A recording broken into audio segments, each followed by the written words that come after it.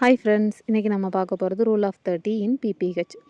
So postpartum ஹெமரேஜில் blood loss ரொம்ப சிவியராக இருக்கும். ஸோ அதுக்கேற்ற மாதிரி பேஷண்ட் ஷாக்குக்கு போயிடுவாங்க. அந்த ஷாக்கோட சிவியாரிட்டி எப்படி இருக்குது அப்படின்னு சொல்ல தான் இந்த ரூல் ஆஃப் 30 யூஸ் பண்ணுறோம். ஸோ இதில் ஒரு 5 பேராமீட்டர்ஸ் பார்க்க போகிறோம். இந்த 5 பேராமீட்டர்ஸும் கரெக்டாக இருக்குது, இதில் சொன்னபடி இருக்குது அப்படின்னா பேஷண்ட்டுக்கு பிளட் லாஸ் 30% இருக்குதுன்னு அர்த்தம். இதில் எல்லாமே மோஸ்ட்லி 30ங்கிற பேஸ் பண்ணி தான் வரும். ஸோ ரூல் ஆஃப் 30 அதனால் சொல்கிறேன். ஸோ இப்போ வந்து பேஷண்ட்டுக்கு வைட்டல் சைன்ஸ் நம்ம எடுத்துப்போம். ஸோ அதை கம்பேர் பண்ணி டெய்லி நம்ம பார்த்துட்டு வருவோம். அப்படி பார்க்கும்போது சிஸ்டாலிக் பிபி இருக்குல்ல, அது மோர் தென் 30 mmHg வந்து கம்மியாக இருக்கும். பேஸ் லைனை விட கம்மியாக இருக்குது அப்படின்னா இந்த ரூல் ஆஃப் 30ல் வரும். அடுத்து ஹார்ட் ரேட், பல்ஸ் ரேட் பார்ப்போம். அது பேஸ் லைனை விட 30 பீட்ஸ் பர் மினிட் அதிகமாக இருக்கும்.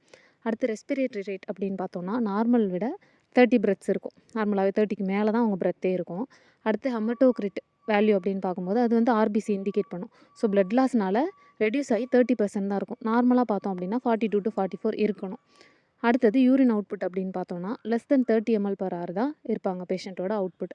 ஸோ இப்படி இருக்கும்போது பேஷண்ட் வந்துட்டு மாடரேட் டு சிவியர் ஷாக்குக்கு போயிடுவாங்க.